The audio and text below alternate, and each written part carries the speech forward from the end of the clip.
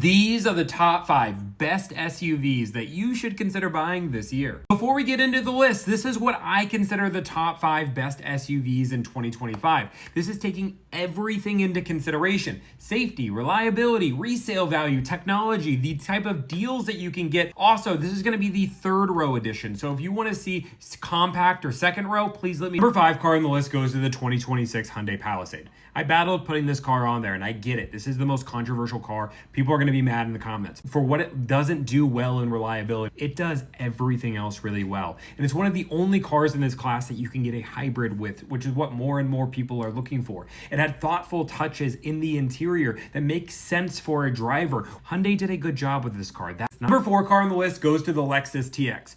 I think this car should be higher, but it fails in one major category, and that's the deals that you can get on some of the models. You cannot find the Lexus TX 500 hybrid and get a good deal on that. And I don't even think it's because everybody's buying them. Lexus just isn't making enough of them, which is frustrating because it's one of the best hybrids out there. It is reliable, it's dependable, it is super safe. Number 3 car goes to the BMW X7. If you are looking for a luxury SUV, in my opinion, there is nothing better than this car. First off, BMW is in the top 5 in reliability, but again, you're not buying this car for reliability. You're buying it for the sports performance, the looks, which it looks great, and the comfort is crazy. But once you add everything together, BMW is better. Number 2 car on the list goes to the Grand Highlander hybrid. Now, this car beats the TX simply for value. It's a better value point in my opinion.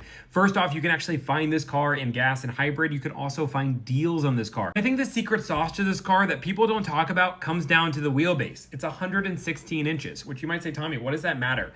It is 3 inches longer than the Pilot, for example. And what I want you to do is go drive a Pilot, and then the next day go drive a Grand Highlander. What you're going to notice is the Grand Highlander is going to feel more roomy and more available, even though it's only 2 inches longer. And the reason why it feels so much more roomy is that longer wheelbase. Now, the third row is actually usable for adults. For a 6'4" individual like myself, I can sit back there no problem. But if you're looking at the Honda Pilot, it's fine, but it's tight for a tall adult. The number 1 car on my list for 2025 goes to the Mazda CX-90. Reliability check. You can get 10% off these if you're willing to look, and 1.9%. There's not many third row SUVs that are offering that right now.